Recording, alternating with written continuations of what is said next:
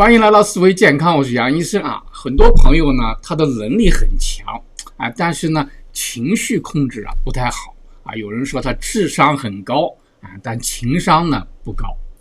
那么大脑里面处理情绪和记忆的关键的角色呢，是我们今天的主题啊。这个结构叫做杏仁核。那么我们怎么样通过营养来支持它？又怎么样来通过治疗创伤来改善它的功能？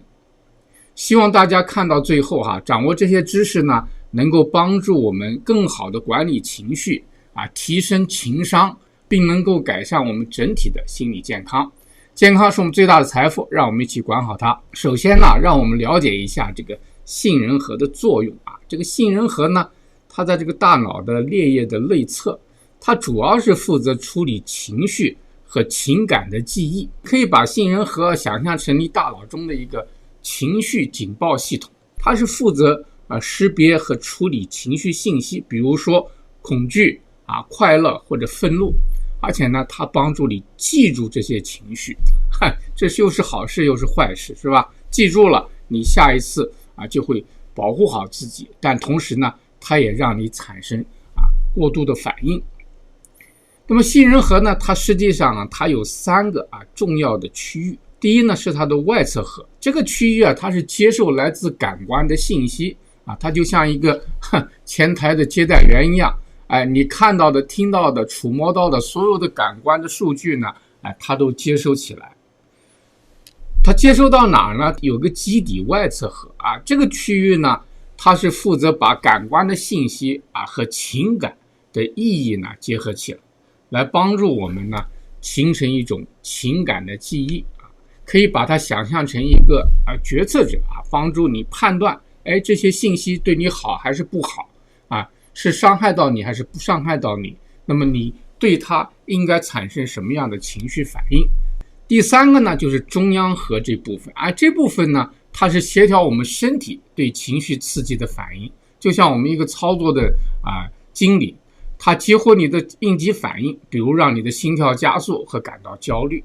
实际上呢，这3个部分基本上就是接受信息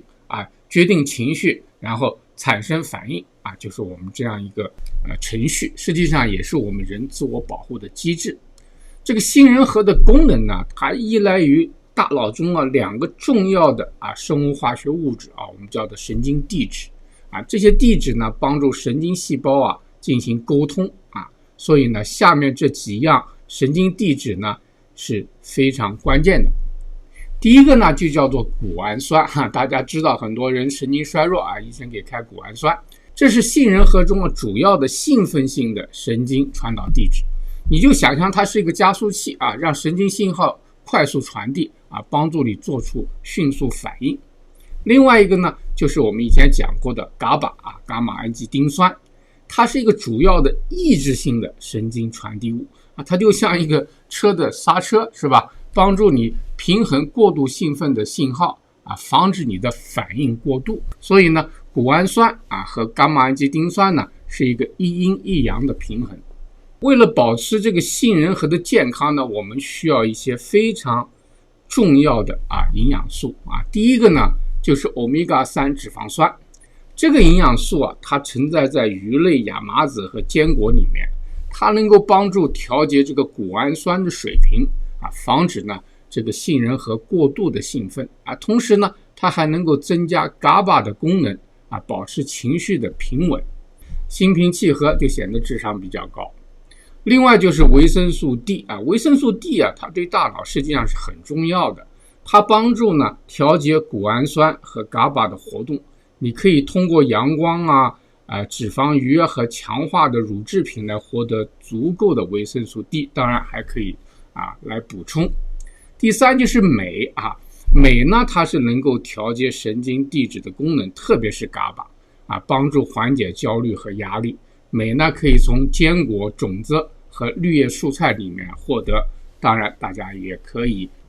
用补充剂补充。第4呢，就是锌我们特别强调，在我们锌胰胶囊里面最主要的成分就是锌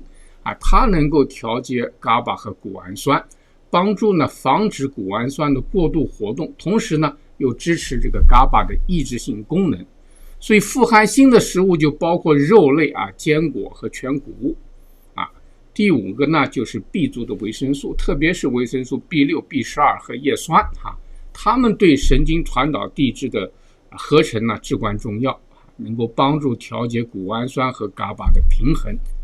你可以通过呢全谷物瘦肉和绿叶蔬菜呢来获得这些维生素在我们的信益胶囊里面，维生素 B6 还有活性维生素 B6 都是主要的成分。因为有的朋友他不能够把 B6 转换成活性 B6 所以呢虽然 B6 水平很好，但是还是缺乏 B6 的功能。除了保持均衡的饮食以外，当然还有其他的一些办法可以帮助维护我们这个杏仁核的健康首先呢就是管理好我们的压力打坐冥想深呼吸训练正念减压，这些方法呢都能够帮助这个杏仁核处理好情绪方面的反应。规律的运动这个体育活动它不仅能够改善情绪，还能促进大脑健康增强杏仁核的功能，比如散步、跑步、打球都是很好的选择。第3呢就是充分的睡眠充分的优质睡眠对情绪调节和大脑的健康非常重要确保每天晚上要有足够的休息时间，特别是11点到3点这4个小时尤为重要。第4呢就是参与一些挑战活动比如猜谜阅读学习这些新技术，它能够帮助我们改善杏仁核和其他大脑区域的活动。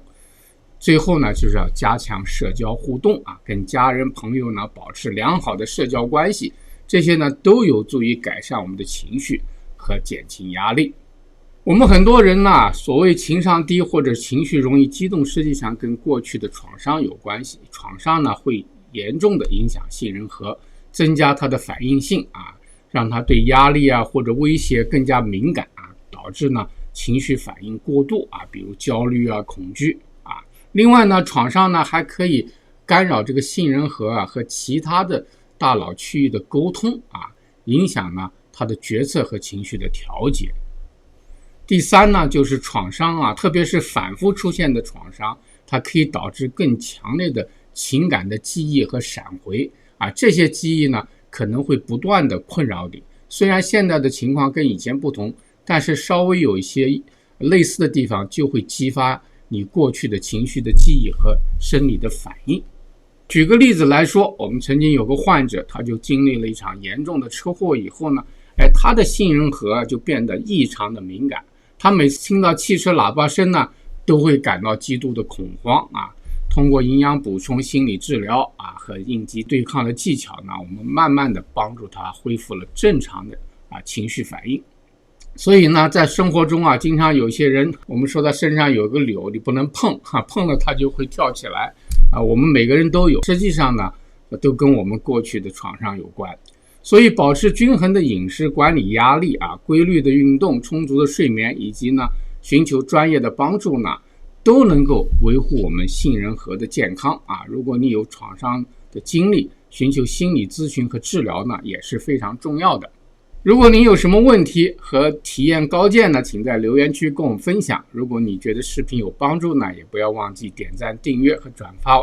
我们的视频。端倪世界，守护健康，我们下次节目再见。